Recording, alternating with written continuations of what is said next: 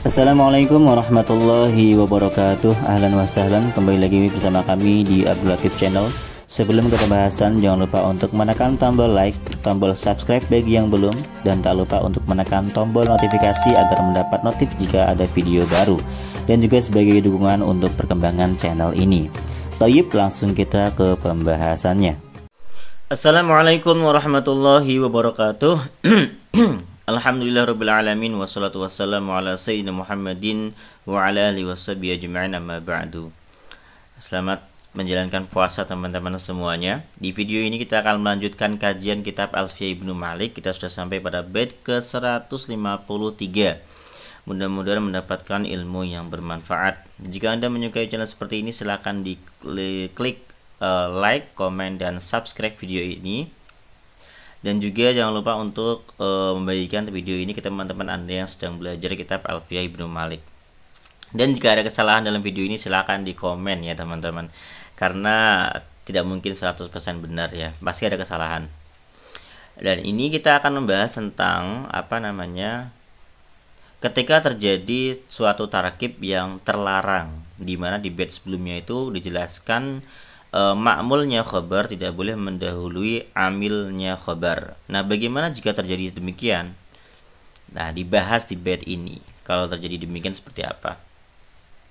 Bismillahirrahmanirrahim. Wa mutmarasyanismanin wi'iwaqa muhimu mastabana amnahum tana'. Wa mutmarasyani, dan terhadap domir sya'an, isman halnya sebagai isim, inwi niatkanlah engkau. In waqo, apabila terjadi, apa muhimu ma, kesalahan tarkib atau kesalahan susunan, istabana yang jelas, annahu bahwasanya ma itu imtana'a terlarang. Jadi kita bisa mengartikan letter lag, niatkanlah domir sya'an sebagai isimnya kana wa akhwatuha, apabila terjadi tarkib yang salah yang sudah jelas itu terlarang. Begitu ya, jelas banget nih baitnya ini. Maksudnya ini kita baca Ibnu Aqilnya supaya lebih paham ya. Ya'ni annahu idza warada min lisanil arabi. Maksudnya ya, apabila datang dari lisannya orang Arab mas suatu perkataan zahiruhu yang zahirnya, annahu bahwasanya wala kana wa akhwatiha, mengiringi kana wa akhwatuha, apa ma'mulu khabariha, ma'mulu khabarnya kana, fa'awilhu, maka takwilkanlah dia, ala annafi kana, bahwasanya pada kana domiran mustatiron, ada domir mustatir, wa domirus sya'ni, yang domir mustatir tersebut adalah domir sya'an. Jadi kalau terjadi dari lisannya orang Arab yang zahir dari perkataannya tersebut, atau perkataannya itu ternyata ma'mul khobar mengiringi kana, begitu. Jadi setelah kana ada ma'mulnya khobar. Maka jika terjadi seperti itu, kita harus mentakwilnya bahwasannya pada kana itu ada domir sya'an sebagai isimnya kana. Nah, contohnya di sini ada syair. Wa dzalika nahwu qawlihi, itu seperti contoh ucapan penyair. Qanafidu haddajuna hawla buyutihim bima kana iyahum atiyatu awada, gitu. Qanafidu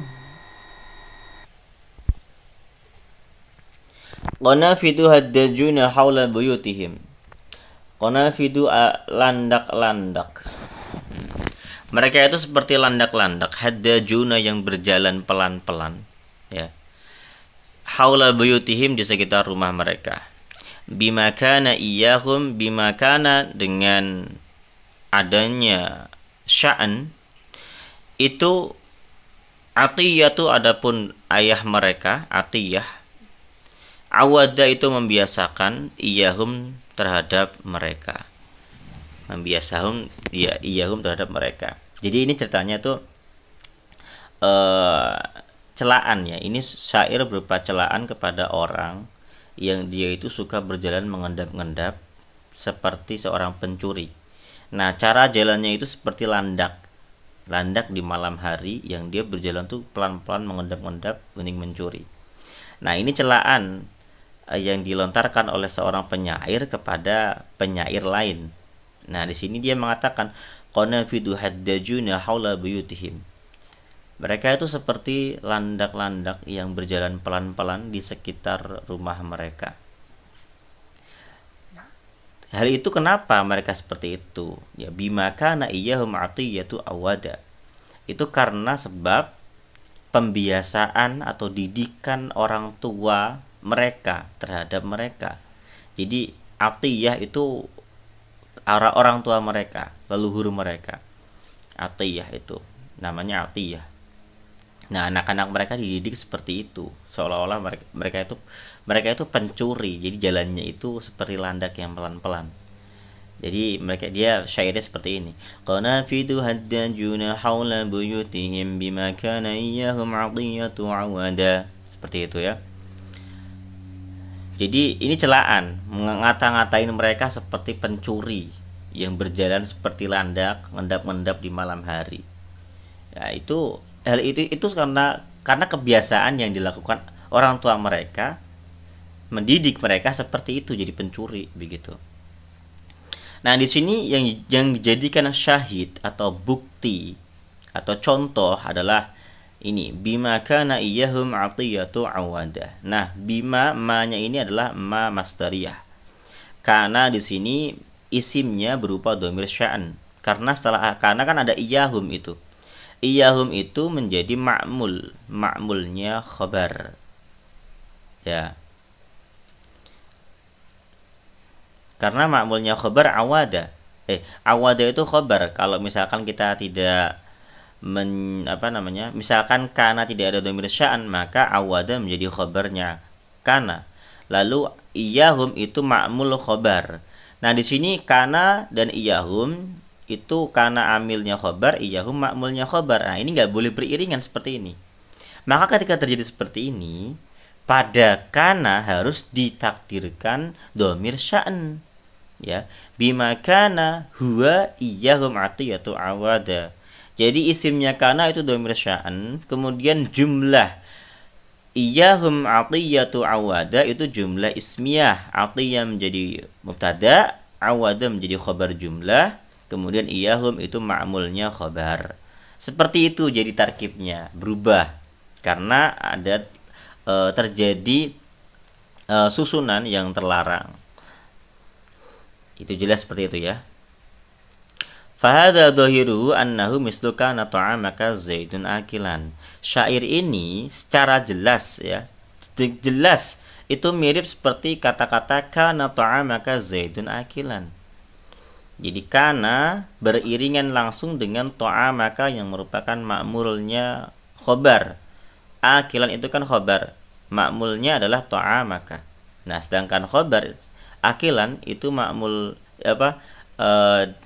amilnya itu adalah kana gitu. Jadi nggak boleh ma'mul khobar mengiringi amil khobar. Ma'mul khobar tidak boleh mengiringi amil khobar. Ribet ya. Artinya ma'mul khobar tidak boleh mengiringi kana, intinya gitu. Wa yatakharaju ala anna fi kana. Wa yatakharaju dan dikecualikan ala wa yatakharaju dan dikecualikan ala anna fi kana, bahwasanya pada kana itu dhamirun, ada dhamir mustatirun yang tersembunyi, yaitu dhamir sya'an wa huwa ismu kana. Jadi itu bisa terjadi dengan cara apa? Supaya tidak melanggar kaidah, maka ditakdirkan di situ ada dhamir mustatir. Wa mimma dhahiru annahu mislu kana ta'amaka akilan zaidan, di antara contoh yang jelasnya adalah seperti kana ta'amaka akilan zaidun qauluhu, ucapan penyair. Ini ada juga lagi contoh ini yang susunannya itu seperti kana ta'amaka akilan zaidan, di mana susunannya itu terdiri dari kana, kemudian ma'mul khabar, kemudian khabar kana, kemudian isim kana. Jadi isim kana diakhirkan. Nah, di sini ada juga susunan yang seperti itu. Contoh di sini. Fasbahu wan nawa 'alimu 'arrasihim wa laysa kullan nawa tulqil masakinu. Fasbahu, mereka masuk di waktu pagi. Wan nawa, sedangkan biji kurma itu 'alimu 'arrasihim, itu sudah menumpuk tinggi di tempat persinggahan mereka. Walaisa kullan nawa, dan tidaklah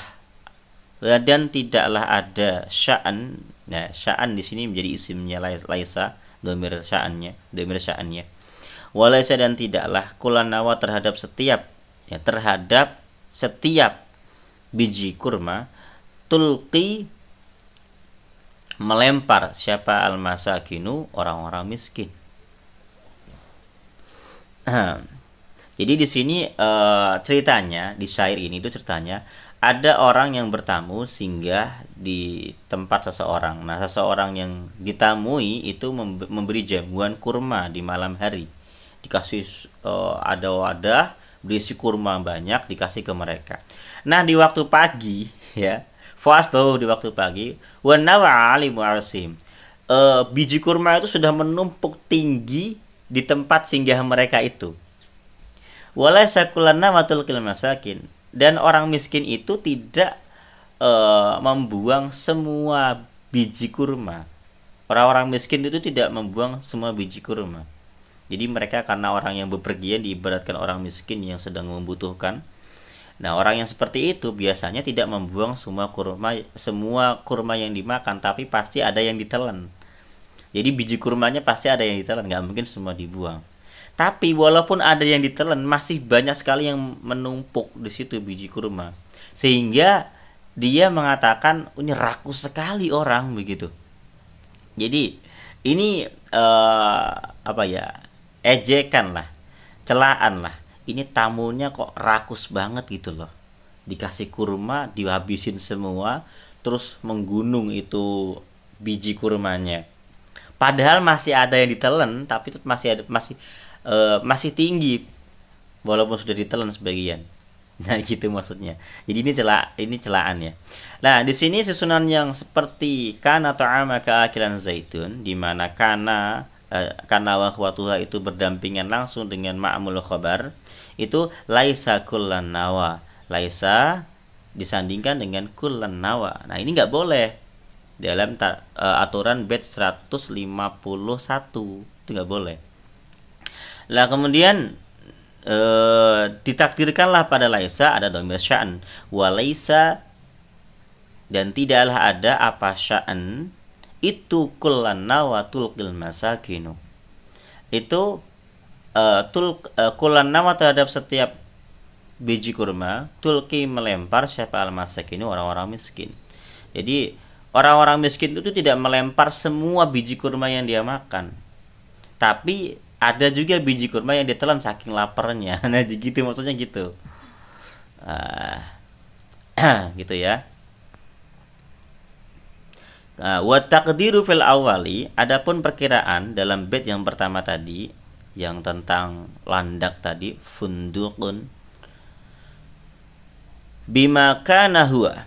Jadi artinya bima kana huwa ay asy-sya'n. Fadhamiru sya'ni ismu kana, maka dhamir sya'an menjadi isimnya kana. Wa atiyatu mubtada'un wa awada khabaruhu. Jadi atiyah menjadi mubtada, awada menjadi khabar, bisa disimak ya. Wa iyyahum maf'ulu awada. Iyyahum itu menjadi maf'ulnya awada, wal jumlatu minal mubtada'i wa khabarihi khabaru kana. Jadi jumlah mubtada khabar yang baru itu menjadi khabarnya kana, sedangkan isimnya kana dhamir sya'an. Falam yafsil baina kana wa ismuha ma'mulul khabar. Maka ketika itu terjadi, kana dan isimnya itu tidak dipisah oleh ma'mul khabar, lianna ismaha mudmarun qablal ma'mul, karena isimnya kana wa akhwatuha itu berupa dhamir sebelum ma'mulnya khabar. Wa taqdiru fil baiti tsani, adapun perkiraan atau takdir di bait yang kedua, walaisa huwa ay asya'nu. Jadi huwa itu merupakan dhamir sya'an, dan tiadalah sya'an kalau di orang Jawa itu mengartikannya kelakuannya, dan tiadalah kelakuan. Fa dhamiru sya'ni, maka adapun dhamir sya'an itu ismu laisa, isim laisa. Wa kullan nawa mansubun bitulqi. Lafat kullan nawa dinasabkan oleh lafat tulqi. Wa tulqi al-masakinu fi'lun wa fa'ilun wal majmu'u khabaru laisa. Semua kumpulan daripada fi'il, fa'il dan maf'ul itu adalah khobarnya laisa. Hadza ba'du ma qila fil baitaini. Ini adalah sebagian pendapat tentang kedua bait tadi, teman-teman. Kalau ada yang bingung, domir sya'an itu apa ya? Nah, domir sya'an itu domir yang rujukannya bukan ke depan tapi ke belakang. Jadi dia kembali ke belakang. Jadi misalkan laisa kulana wa tulqil masakin. Laisa ini ada domir. Domir ini rujuknya kemana? Rujuknya ke lafat tulqil masakin kulana wa, ke situ lafadznya. Bukan ke asbahu wa nawa ala mu'arasim. Tidak ada di situ marjinya. Marjinya itu di belakang, bukan di depan. Jelas ya, itu domir sya'an ya. Oke, demikian yang dapat saya sampaikan penjelasan di sini. Mudah-mudahan bisa dicerna. Kalau ada pertanyaan silahkan tanyakan di kolom komentar. Terima kasih. Assalamualaikum warahmatullahi wabarakatuh.